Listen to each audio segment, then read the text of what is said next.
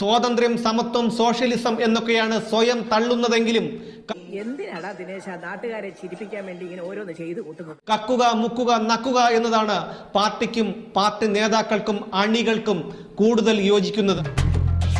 പൊങ്കാല മാലിന്യം നീക്കം ചെയ്യാനെന്ന പേരിൽ 21 ടിപ്പറുകൾ വാടകയ്ക്കെടുത്തു എന്ന് രേഖയുണ്ടാക്കി 2,92,000 രൂപ തട്ടിയെടുത്തു മേയറുടെ അറിവോടെ.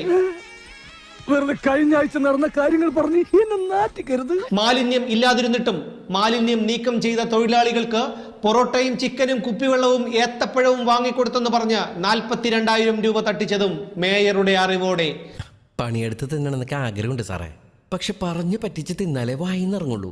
ശീലായിപ്പോയി. പൊറോട്ടയും ചിക്കനും കുപ്പിവെള്ളവും ഏത്തപ്പഴവും വാങ്ങിക്കൊടുത്തെന്ന് പറഞ്ഞ് 42,000 രൂപ തട്ടിച്ചതും മേയറുടെ അറിവോടെ. നന്നായിട്ടുണ്ട്. കൗൺസിൽ യോഗം നടക്കുമ്പോൾ പൊട്ടിത്തെറിച്ചിട്ടോ കാര്യമില്ല. ഉത്തരം ഞങ്ങൾ ജനങ്ങൾക്കറിയണം, അറിഞ്ഞേ തീരൂ. തലതിരിഞ്ഞ രാഷ്ട്രീയക്കാർ നാടിനെ സേവിക്കുമ്പോൾ നാടിന്റെ തലയെഴുത്ത് തേയും. അത് കേരളത്തിന്റെ വിധി.